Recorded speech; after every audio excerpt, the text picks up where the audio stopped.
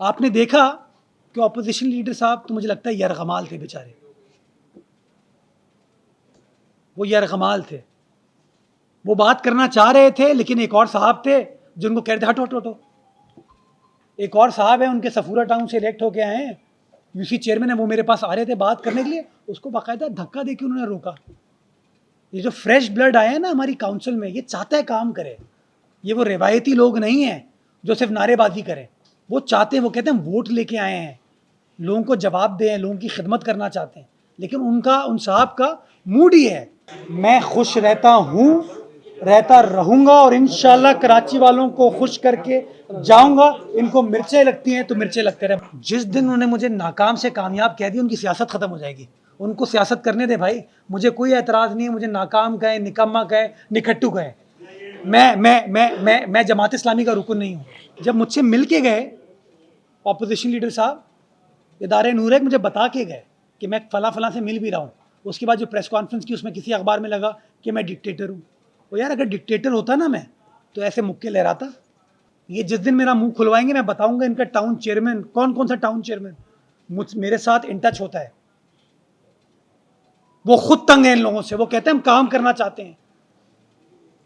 तो बाहर कैफ हमने चाहा डिबेट हो, डिबेट नहीं हुई, तो बाकी जो ट्रेजरी के साइड के लोग थे, जो पीटीआई के लोग थे, उन्होंने इसके ऊपर गुफ्तगू की, नून लीग के लोगों ने इसके ऊपर गुफ्तगू की, और गुफ्तगू करने के बाद हमने सिंध लोकल गवर्नमेंट के कानून के तहत बजट को आज मंजूर करा लिया है। मैं एक सवाल पूछता हूँ, अगर कोई तजवीज़ दी है तब मेरे ना मानने या मानने का सवाल पैदा होता है। ये इतनी गलत बयानी करते हैं। मैं झूठ का, मुनाफकत का लफ्ज़ जो कि यूजुअली इनके लिए इस्तेमाल होता है, मैं इस्तेमाल नहीं करूँगा। मैं स्ट्रॉन्ग वर्ड इस्तेमाल नहीं करूँगा। गलत बयानी, पार्लिमानी वर्ड इस्तेमाल करना चाहूँगा। इतनी गलत बयानी कि अगर आपने कोई सिफारिश पेश की थी मुझे, पूछ लें सैफ साहब से कि वो कागज़ मेरे पास लेकर आए थे, तो मैं गलत हूँगा।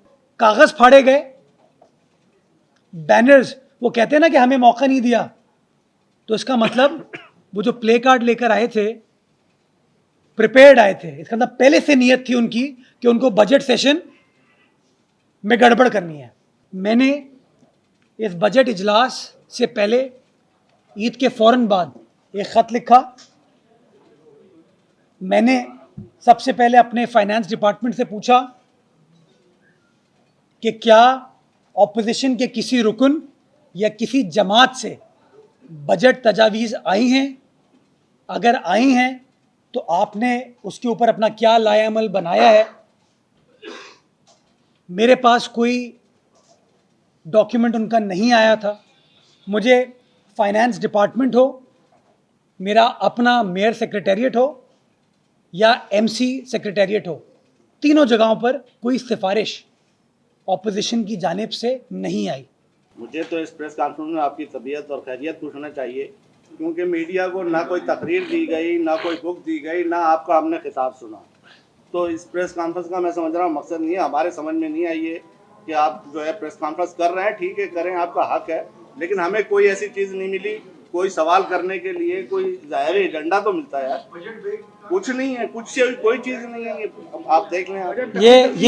ये अली हसन साहिब साहब, ये आपकी जिम्मेदारी थी।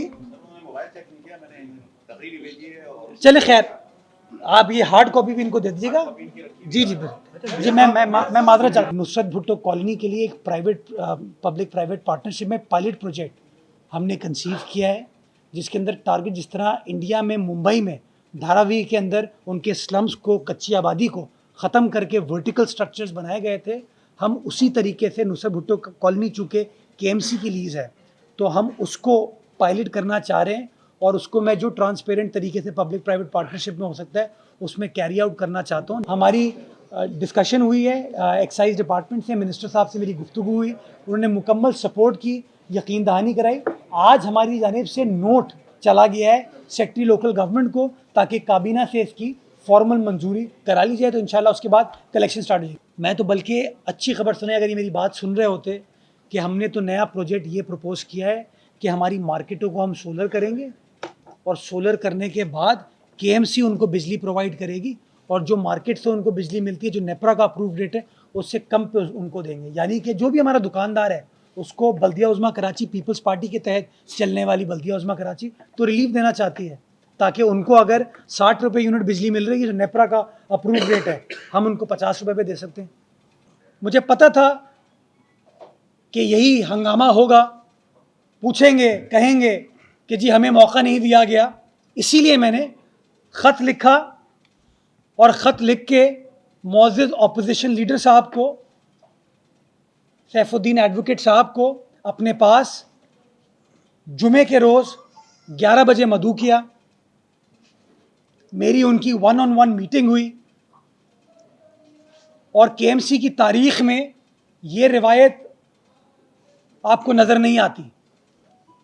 फाइनेंस डिपार्टमेंट ने, एमसी ने मौजूद अपोजिशन लीडर को ब्रीफिंग दी, तमाम नंबर्स बताए कि इतने पैसे हमें ओजीटी शेयर के मद में पीएफसी में मिलते हैं, ये हमारा अपना रेवेन्यू है, ये टैक्स कलेक्शन है हमारी।